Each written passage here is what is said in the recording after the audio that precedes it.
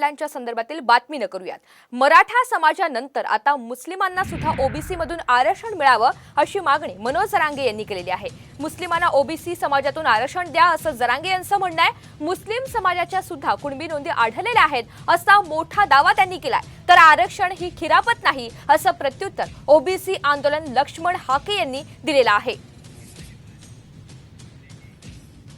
सरकारी नोंदी ह्या मुसलमानांच्या सुद्धा निघाल्या।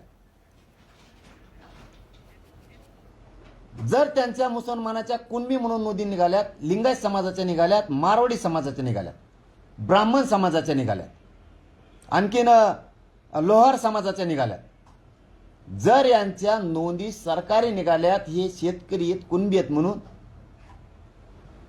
तर मुस्लिमांना सुद्धा ओबीसीतूनच आरक्षण दिलं पाहिजे, त्यांच्यावर सुद्धा अन्याय नाही झाला पाहिजे।